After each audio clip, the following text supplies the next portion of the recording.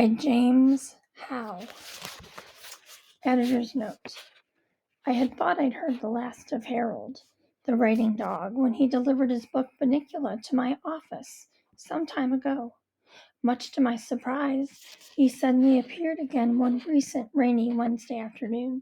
The dreary weather had made the day useless for anything more than catching up on all those boring little chores one puts off for just such days, and drinking a lot of reheated coffee to cut the constant chill that sneaks in through the cracks of the windows. When I heard scratching at my door, I thought it was probably a stray cat looking for a warm radiator and a saucer of milk. That alone, I reasoned, would provide some relief from the monotony of the day's non-events. You can well imagine my delight when I opened the door and saw Harold standing on the other side of the portal, his hair drenched and hanging from him like an unwrung mop. From his teeth dangled a plastic bag. I asked him in and examined the contents of the bag that he dropped at my feet. What I found was the manuscript of Harold's new book, together with this note. My dear colleague, I had not planned to write again. Indeed, after my friend Chester read my first book, he accused me of writing without a literary license. I had settled into my comfortable life as a nice American middle-class dog with my nice American middle-class family when strange events once again engulfed me. Naturally, after all the fur had flown and the dust had settled, I felt compelled to write the story down. What resulted is the manuscript you now see before you. I do hope you will enjoy it, and, as before, find it worthy of your reader's attention. Your humble servant, Harold X. I convinced Harold to stay long enough for a donut and a bowl of hot chocolate. Then, as suddenly as he'd appeared, he was gone, leaving behind him the pages of his story, which he has chosen to call Howliday Inn.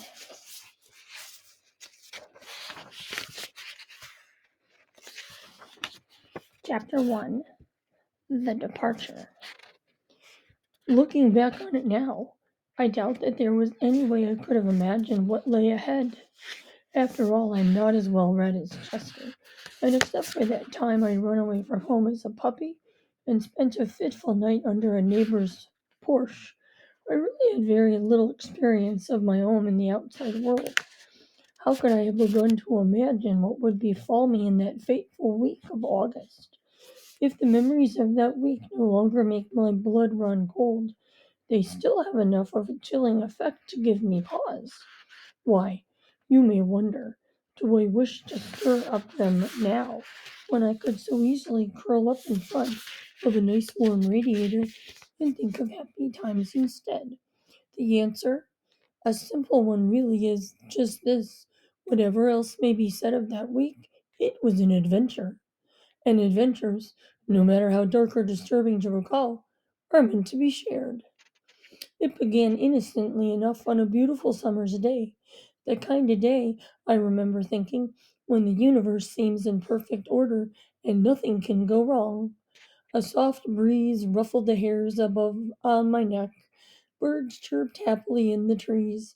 A butterfly landed on my nose and would have stayed for a while, I think, if I hadn't sneezed him off. The sky was blue, the sun was gold, the grass was green. Such riches cannot be bought for any price, I thought, as I lay stretched out on the front lawn, chewing contentedly on one of Mr. Monroe's new running shoes. Without warning, my blissful mood was shattered by the sound of Toby's voice coming from within the house. "Why?" he kept repeating, a bit unpleasantly. His mother answered him in that ever-patient way of hers. "You've asked me several times, Toby, and I keep telling you the same thing. I know you're not happy about it, but we can't take them with us." "But why? Why?" Toby insisted loudly. I noticed several butterflies flutter away from our yard defensively. "We've taken Harold and Chester on vacation with us before," he whined. My ears perked up. "I? was the topic of discussion. Just to the lake house, Toby. Never on a car trip, Mrs. Monroe answered. There won't be room. Besides, you know Harold gets car sick. You wouldn't want him to be miserable, would you? No, Toby agreed sensibly. I guess you're right. Darn right she is, I thought. But I'm gonna miss them, Mom, Toby said. Mrs. Monroe's voice softened. I know you are, Toby. We'll all miss them, but we'll only be gone a week, and then we'll see them again. Think of everything you'll have to tell Harold when you get home. Yeah, I guess so, Toby said, his voice trailing off in defeat. Poor kid, I thought. He's really broken up. Well, I guess I couldn't blame him. I was a lot of fun after all, and it was natural he'd want to play and take me along. I mean, who would he play fetch the stick with? Whose tummy would he rub? Suddenly, panic seized me. Who was going to feed us? I dropped my Adidas, moved quickly to the front door, and began scratching on the screen. Hi, Harold, Toby said as he let me in. He looked at me sadly and put his arms around my neck. I'm sorry, boy. Mom says we can't take you on vacation this time. I'll bet you'll feel disappointed, huh? Who's gonna feed me? I asked with my eyes. But don't worry, we'll be back in a week. It won't be long. Still, you feel bad you're not going, don't you? I know. Who's gonna feed me? I pleaded with a hint of a whimper. Oh, and if you're wondering what's going to happen while you're away. Yes, I said, my eyes growing wider. Don't worry. Mom and Dad have that all figured out. See, Benicula's going to stay next door at Professor Micklewhite's house. I glanced over at the windowsill where the rabbit's cage was kept and saw that it had already been removed. I felt myself breaking into a cold sweat. What was going to happen to me? And and you and Chester are going to be boarded. Oh, I thought, feeling relieved immediately. That's all right then. Just one little detail troubled me. I didn't have the slightest idea what being boarded meant. I decided to find Chester and ask him about it, since Chester knows, or thinks he knows, something about almost everything. When I found him, he was sitting in the backyard staring off into space. Chester, being a cat, is very good at staring off into space. He once explained to me that this was his way of meditating, or as he liked to put it, getting mellow. At the moment I found him, he looked so mellow I thought there was a good chance of his ripening and rotting right there before my eyes if I didn't take him out of it quickly. The Monroes are leaving and said they're going to do something to us with boards, I told him. Don't say hello or anything, Chester replied without moving a muscle. Oh, sorry. Hello, Chester. How's it going? Chester just nodded his head slowly, as if that was supposed to tell me something. Now, what was that about boards? He asked at last. I'm not sure. They're leaving and they're going to tie us to boards or something. That's all I know. I'm sure that's not all you know, Harold, he said smoothly. It may be all your brain can handle right now, but I'm sure you know at least one or two things more. Now let's try again. What exactly did you hear? Well, I explained.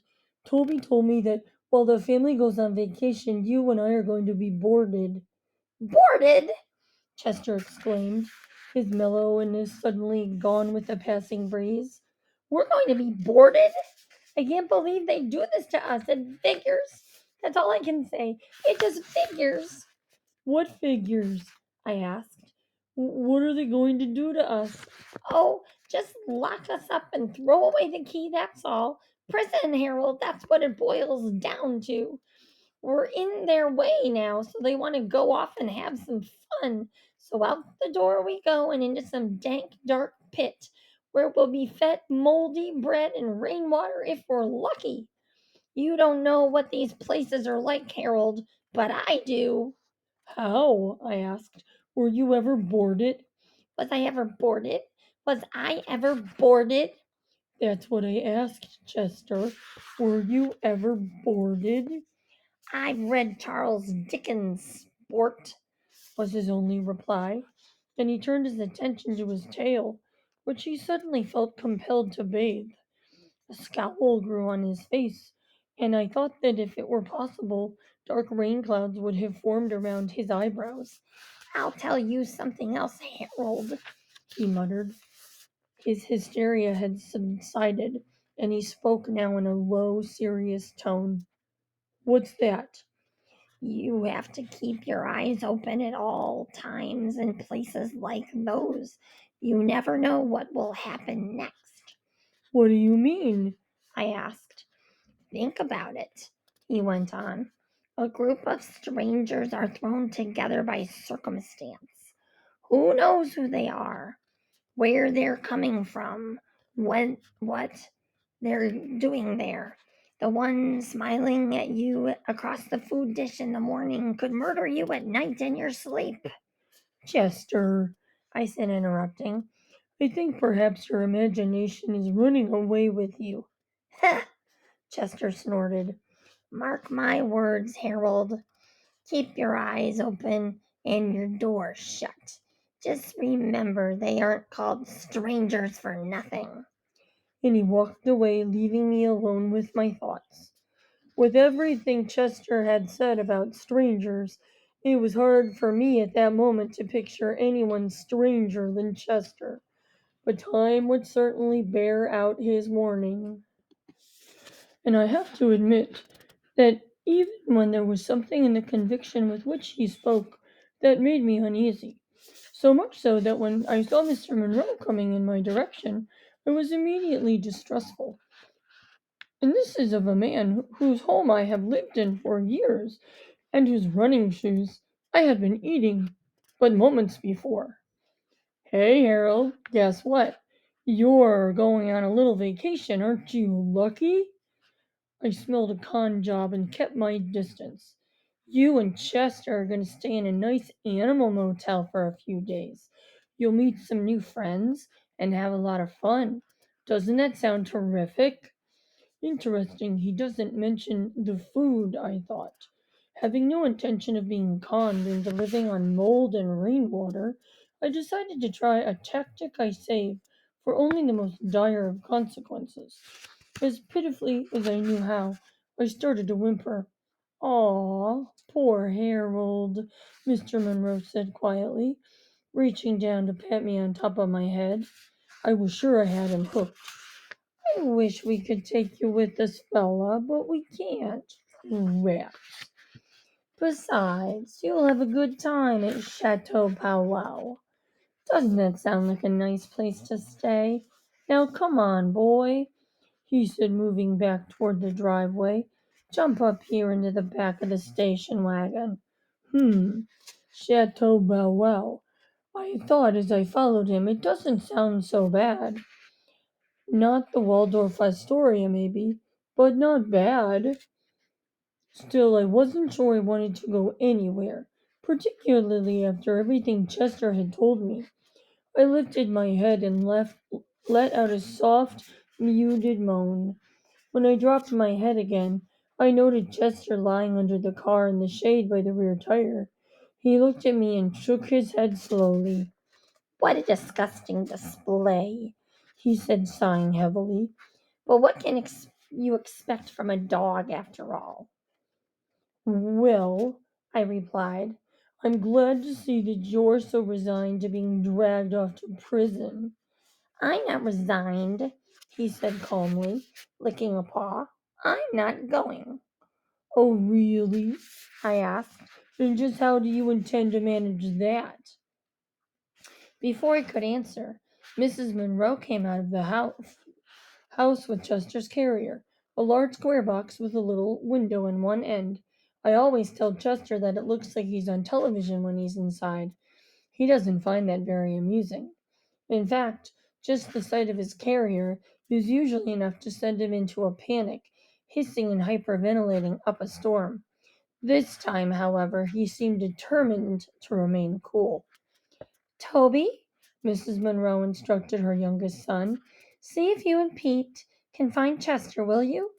Pete appeared at the door behind Toby. "Excuse me," Chester said to me. "It's time for my exit."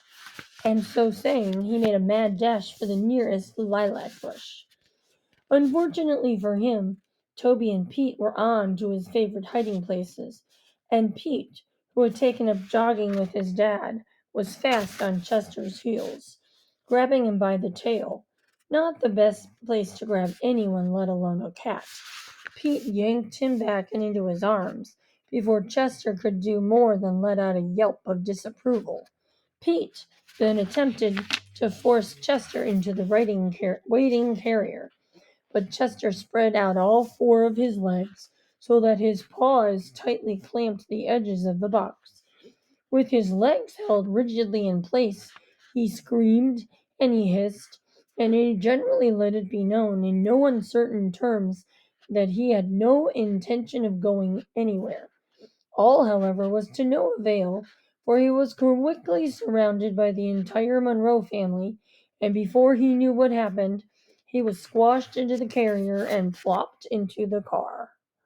I, on the other hand, went with quiet dignity, allowing myself to be lured into the back of the station wagon by a chocolate cupcake and Mr. Monroe's calm affirmation that adventure was good for the soul.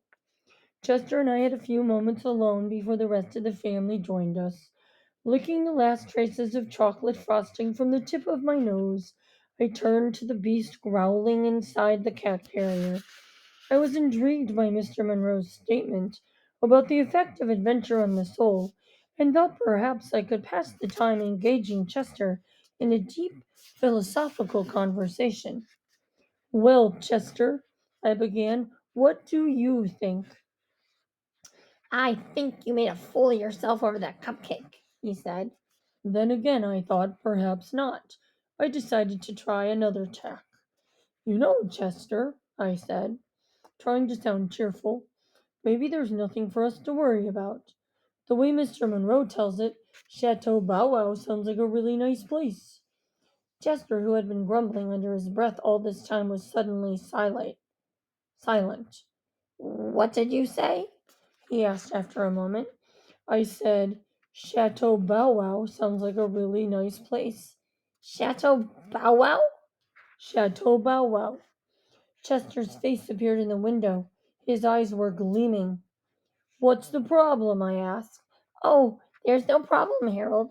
No problem at all. Just because I'm being forced to spend a week of my life in a place obviously run by dog chauvinists who are totally insensitive to my feline feelings? Why should that bother me? No, I don't have a problem, Harold. It's the rest of the world who has problems." "Gee, Chester," I said to him, "you look like a guest on a talk show." "Harold, have you heard one word I've said?" "Chester, could you pretend you're on a talk show? Just say, 'Gee, it's swell to be here today, Merv,' or, 'Well, Mike, it's funny you should ask about that.' Okay, Chester? Huh? Sing feelings, okay? Chester? Chester?" Chester glared at me and dropped out of sight. I heard him muttering something about dogs, but I couldn't understand what he was saying. I stopped trying after the Monroes had gotten into the car, and I noticed we were pulling out of the driveway. There was a rumble of thunder in the distance as the car went over a bump and my stomach lurched. Why, I asked myself, had I eaten that chocolate cupcake? I closed my eyes and gritted my teeth. Toby and Pete were fighting about who had the best window. Mrs. Monroe was trying to quiet them down, at the same time pointing out to Mr. Monroe that he had just taken a wrong turn. Chester, meanwhile, was grumbling and hissing inside his carrier. "Mark my words, Harold," I heard him say at one point. "There's trouble ahead.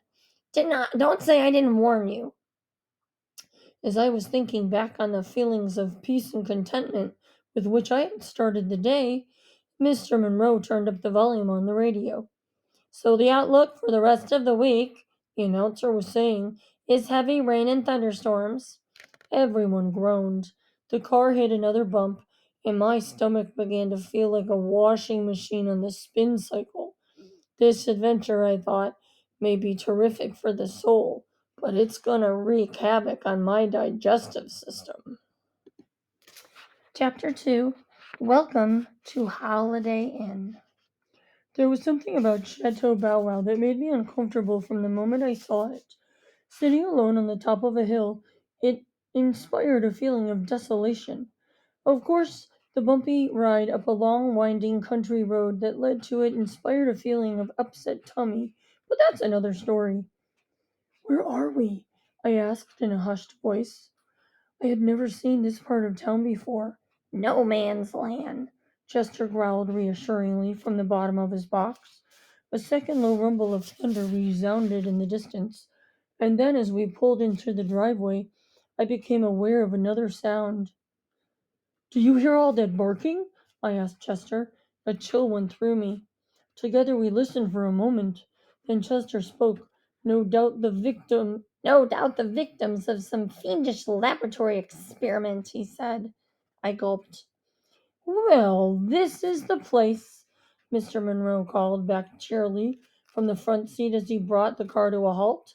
You two stay put. We'll be right back. And all the Monroes went off through a door marked office to do whatever it is people do in offices. Not to mince words, I was petrified. Where were the Monroes leaving us anyway? Boy, I thought you trust some people, you give them the best years of your life, and what does it get you? Abandonment and despair. A fine kettle of fish, that's what I had to say. I looked around after a moment. The place didn't seem quite so bad close up. I suppose it was the sign that helped most. It was on a gate of a wall behind the house, and when I saw it, I began to feel better. It read, Chateau Bow Wow, a special boarding house for special cats and dogs. Look, Chester, I said to the box sitting beside me. There's a sign on the gate over there. You know what it says? I give up, Chester replied. Abandon all hope, ye who enter here. I squinted my eyes to see if I could make out any fine print. No, I answered after looking carefully, but it says we're special. Chester grunted. And here's something you'll appreciate. I added, hoping this might cheer him up a little. It also says cats and dogs. You see, this place is for cats too, and the sign even puts cats first. Isn't that nice, Chester? Chester raised his head to window level and looked out at the sign. He didn't change his grumpy expression a bit as he said to me, They probably just did it alphabetically. and he dropped out of sight again. Just then the front door of the office opened and Toby came running out. Here they are, He called to the strange-looking chap who loped along behind him. This fellow, whoever he was older than Toby and Pete, but not as old as Mr. and Mrs. Monroe. Having seen some of Mr. Monroe's college students when they'd come to the house to beg for mercy, I estimated that this new chap was roughly their age. He had a shag of brown hair that kept falling into his eyes, and a t-shirt that spilled out over the top of his pants. His sneakers were untied, and as he was coming toward us, he stepped on one of the laces and almost fell on his face. Toby opened Chester's carrier and pulled the reluctant cat out. Chester hung from Toby's arms like Spanish moss and wore an expression that would have soured milk chocolate. This is Chester, Toby said by way of introductions. Chester, this is Harrison. Chester turned to me with a smirk. What am I supposed to do now? He asked. Curtsy? I thought. What a weird name for a person. Hey there, Kitty, Harrison said, instantly not endearing himself to Chester. And this, Toby went on, is Harold. Wow, Harrison said. What a weird name for a dog. I looked at Harrison. Harrison looked at me. I thought to myself, this Harrison fellow really has a knack for putting the wrong foot forward. Well, Harrison said, you guys are the last of the arrivals for this week. Now we've got a full house. The door to the office popped open, and a girl with red hair and a lot of freckles stuck her head out.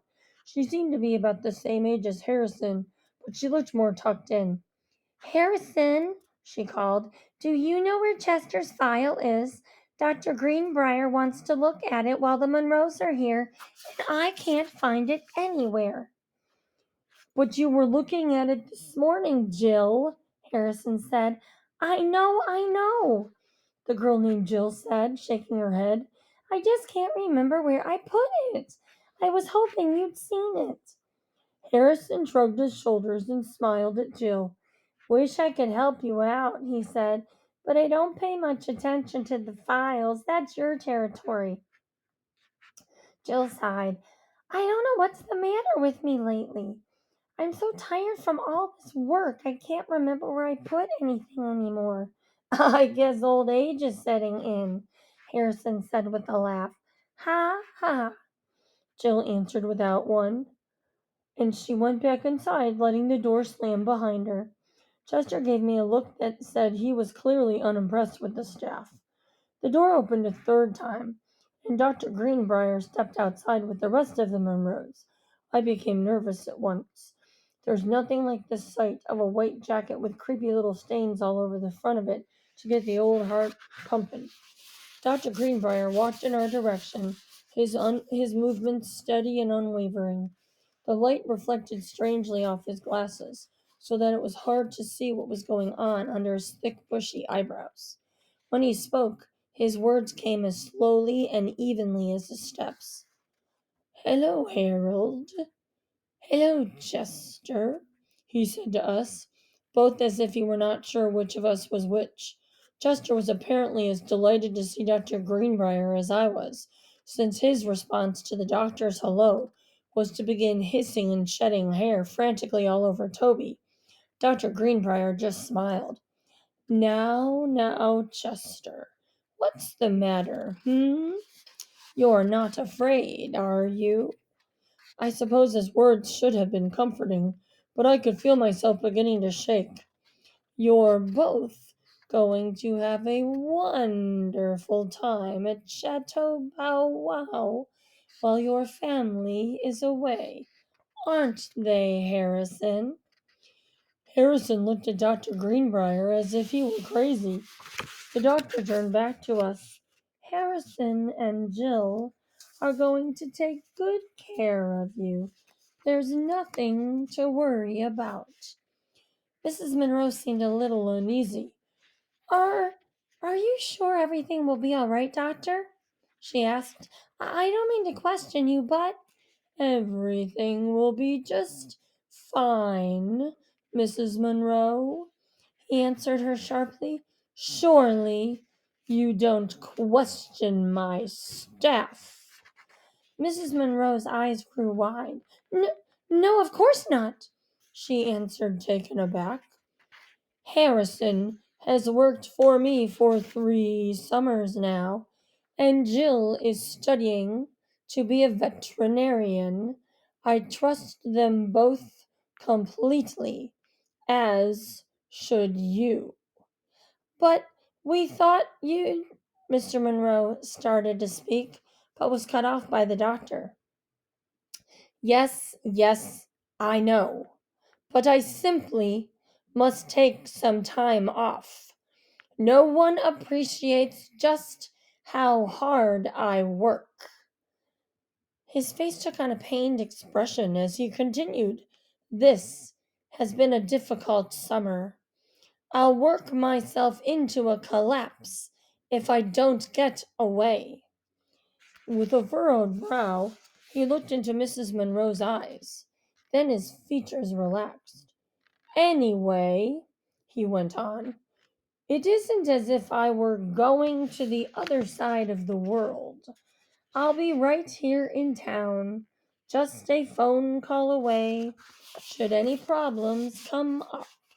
I know you have 2 very special pets here, and believe me, nothing is going to happen to them. Harrison snorted. This is a special pet? He asked, pointing to Chester. Chester, who had calmed down a bit, began hissing at Harrison. Oh, yes, Dr. Greenbrier replied seriously. Chester is a special cat, most unusual. Isn't that so, Mr. and Mrs. Monroe? Unusual? Hmm, Mr. Monroe said, reflecting. I'd say that's just the word for Chester, wouldn't you, dear? That's the word, all right, Mrs. Monroe agreed. At that moment, Jill came through the gate marked Chateau Bow Wow. She tripped on a tree stump as she moved toward us. Chester dropped his head sadly. I heard him sigh as I assumed in resignation to his fate. Okay, their bungalows are all ready, she said as she approached. She took Chester from Toby and carried him off. He didn't even resist as they disappeared into the world beyond the gate. Bungalows are what we call cages here at Chateau Bow Wow, Dr. Greenbrier was saying to the Munros. We think it has more class. Oh, yes, Mrs. Munro answered. Class, yes. She and Mr. Munro exchanged a look. Well, we should be going, Mr. Munro said then. Come on, boys. Let's leave Harold to his new home. Suddenly, Toby threw himself around my neck. Goodbye, Harold, he cried. I'm going to miss you. Be a good dog, okay? I felt a tear come to my eye. Pete snickered. Yeah, Harold, he said sarcastically. Try not to stink up the joint. I felt a bite coming to my teeth. Bye, Harold, Mr. Monroe said, leaning down to pat me on the head. Remember, he added in a whisper, it's good for the soul. Harold, Mrs. Monroe said firmly, be of good cheer and keep your eye on Chester, will you? Try to keep him out of trouble. Mrs. Monroe often left me with instructions, but rarely so important a task as this. Still, I vowed inside myself to do my best. Toby was holding me tightly. His tears flowed freely now. I don't want to leave Harold, Mom, he was saying between sniffs. A lump formed in my throat. Gently, Mrs. Monroe separated Toby from my neck. As she led me by the hand to the car, Harrison took me by the collar to the waiting gate. Just as I was about to enter, I looked back at Toby, who was waving to me sadly. A tear at last escaped my eye, and I turned to step through the gate. Harrison pulled the door shut, and Chester's words popped into my head. Abandon all hope, he had said, ye who enter here. Once inside the gate, I got my first real look at my new home, as Mr. Monroe had called it. Chateau Bow Wow consisted of 9 bungalows. Whatever they were called, they looked like cages to me. These stood on 3 sides of a big grassy play area, which Harrison referred to as the compound. The fourth side of the compound was the back wall of the house. A door in this wall led directly into Dr. Greenbrier's office. This door and the main gate seemed to be the only ways to get in or out of the place. A high wooden fence stood behind all the bungalows. It was impossible to see over it, and the only relief from the drabness within the presence of a few trees here and there. Oh well, I thought. I had been right about one thing. The Waldorf Astoria it wasn't. Harrison led me to the first bungalow we came to after entering the compound. I was relieved to see that Chester was being the house next door. After Harrison left me, I whispered to Chester through the wall. What's it like where you are? I asked. This isn't so bad. I've got a nice carpet on the floor and a couple of rubber bones for chewing. It's not home, but at least they tried to give it a personal touch. Oh, really? Chester snapped back. Like what? Aside from a disgusting looking lump of cloth hanging from a string in here, there isn't much way of interior decoration. Oh, I'm sorry to hear that, Chester. It looks like it's been hanging here since they built the place, he went on. Probably supposed to be some sort of cat plaything. To tell you the truth, it looks like a mouse with a serious medical condition.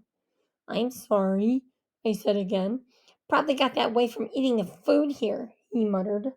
Oh, This is nice, I said, noticing my food dish for the first time.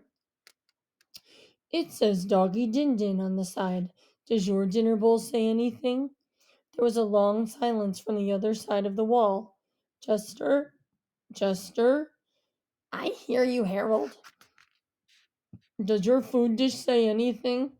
Yes, Harold, it says tuna tonight, Kitty's delight. Oh, that's cute, Chester. Don't you think? I may throw up. Pardon? Never mind, Harold. After a pause, Chester spoke again. Harold, Yes, Chester. this place is a loony bin, Harold. Any place that has a dead mouse hanging on a string as the guest room decor is a loony bin. Oh, Chester, I think you're exaggerating, I started to say, but I was cut off by a sudden burst of barking from two dogs in the bungalows directly across from ours. Straight ahead of me was a bulldog in a white turtleneck sweater. Next to him was a French poodle. They seemed to be in the midst of an argument, and it was the poodle who spoke first. Oh, yes, yes, yes, she was saying. Over and over you say the same thing. But don't think I am so easily fooled, Monsieur Max. You cannot pull the, how you say, wool over these eyes so easily. Lower your voice, the bulldog replied. Everyone can hear you. Let them. I do not care. Why should I? After what you have done to me? Even at a distance, I could see that Max was embarrassed. He tried to pull his head further away into the turtleneck sweater, but already threatened to engulf him. He kept pacing back and forth as they spoke. So, Louise pressed on relentlessly. what do you have to say for yourself, Monsieur Fancy Pants? I I think you're making a mountain out of a molehill. That's what I have to say, Max responded. You're making a little hello into a little hello, Louise shot back. This kind of little hello, as you call it, I will make it into a big au revoir. That is what I will do with you, with this little hello. Louise, a soft, breathy voice interjected. I strained my head to see where it was coming from. The speaker was in a bungalow off to my right, but I couldn't see inside. Oh no! Louise exploded. This is too. Oh, what is that word? Oh, yes, much. Now she wants to speak. Now, Louise, Max said, his anger building, she has just as much right to speak as you do. Yes, yes, defend her. Why don't you? Louise, I don't need no defending, said the feathery voice. I noticed the speaker had a slight southern accent. I've done nothing wrong. Max is mine. Do you hear me, Scarlet? Louise fairly ranted across the empty space. Georgette, the voice responded gently. What? Louise shrieked. My name is Georgette, Georgette repeated. Scarlet, Georgette, he did all these things to me. You may want him, but he is mine. Do you hear? Mine. Louise! Max bellowed in her full, rich voice. Enough! I've had enough of all your wild accusations. Now let it be. There was the sound of a crash, and Louise, vanquished, vanished to the back of her bungalow. Max looked sullenly out into the distance. Oh dear, Chester said dryly next door. I do believe Louise has thrown her din-din dish against the wall. And then he let out a screech. What is it, Chester? I cried. What's wrong? Something landed on my door. I don't know what. You've got to help me, a new voice hissed eerily. There was the sound of wire rattling. I can't take it anymore. Chester, is that you? I whispered. Is this some kind of joke? Suddenly, a head appeared upside down over the edge of my bungalow. I jumped and hit my own head on the ceiling. That must have jarred my visitor, for he flopped to the ground before my door. You're new here, aren't you, Buster? He snarled. Yes, I am, I replied, trying to size up the vision before me. He was a cat. That much was clear, but a cat unlike any I've ever seen. He looked like a walking, talking patchwork quilt. He glanced furtively over his shoulder before he spoke again, and then it was a low, intense whisper. Tuesday, he uttered. Over the wall. Don't tell the others. Just you and me. Just you and me? I repeated. I didn't have a clue as to what he was talking about. Shh, he said quickly. Not so loud. We'll get out of here, pal. Don't worry about it. Oh, I'm not, I answered. At least I think I'm not. Okay, just keep cool. Again, he looked around. Watch out! He snapped all at once. It's them! And he was gone. I cast my eyes in the direction he'd just been looking and saw Harrison and Jill coming with dinners. Oh no, Jill was saying. Will you look at that? Lyle's gotten out again. He's a regular terror. Come on, Lyle, let's go now. Come on, be a nice kitty. Lyle swept by my bungalow, flattening himself against it as if trying to escape a searchlight. I could see he was the very same cat who had just been talking to with me. Harrison swooped down on him suddenly and had him back in his bungalow a few seconds later. I heard Lyle muttering under his breath all the way. You know, Jill said to Harrison, as he was returned to pass out our dinners, we're going to have to do something about that cat. He gets out of his cage all the bungalow. Harrison mumbled irritably. Right, she said. I stand corrected. Oh, by the way, I found Chester's file. It was under your stack of comic books. Oh? Harrison looked up from Max's bungalow, a puzzled look on his face.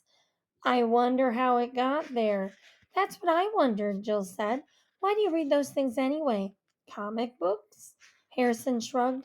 It's something to do, he said simply. Jill stopped where she was and regarded Harrison, shaking her head. She said, What are you going to do, Harrison? Read comic books all your life? Don't you want to be something? You mean go to college like you? He asked. No, thanks. I don't have the time. I want to retire at 21. All I have to do is make $1 million. Oh, is that all? Joe replied. And how will you do that, if I may ask? That is what I haven't figured out yet. But don't worry, I will. I'm thinking all the time. I'll bet you are, Jill said. I'll just bet you are. Oh, I am. There was a growl of thunder. We'd better hurry, Harrison said. It may start raining. Quickly they finished dishing out our food and started toward the door. Jill turned back. Okay, everyone, she called out. Enjoy your dinners. I'll check in on you later. I stared down at the fare that had been set before me and wondered what Chester had been so worried about. After all, any place that would put a sprig of parsley on top of a bowl of dog food couldn't be all that bad. Mold and rainwater, indeed. I dug in. It was much later that night when we first heard it. Jill had already checked in on us as promised, and now the sounds of snoring and deep breathing convinced me that most of the guests at Chateau Bow Wow were already fast asleep. I was thinking what a strange bunch they were. Max, Louise, Georgette, Lyle, Dr. Greenbrier, and Harrison, and Jill. Who would I meet tomorrow? I wondered. I was just about to ask Chester what he thought when, "Ow!" I sat bolt upright. A violent chill ran down my spine. Chester! I cried. Did you hear? Ow! It went again. It was a howl, of that I'm sure. But a howl so terrible, it was unlike a howl of any dog I'd ever heard. Apparently, Chester felt the same way. Werewolves! I heard him mutter from his bungalow next door. Oh, come on, Chester, I said. You're letting your imagination run wild. Werewolves! He exclaimed again, as the howls reverberated through the night air, alternating with the thunder, which was growing in loudness and intensity. Beware! Chester hissed at me. Beware! Ow! Went the cry in the night. There was a sudden silence. Exhausted, but unable to sleep, we sat, side by side, staring into the blackness before us. I held my breath in anticipation of the next sound I would hear. As it turned out, it was Chester. Chateau Bow Wow, my foot, he uttered in a deep, throaty voice. Welcome to Howliday Inn.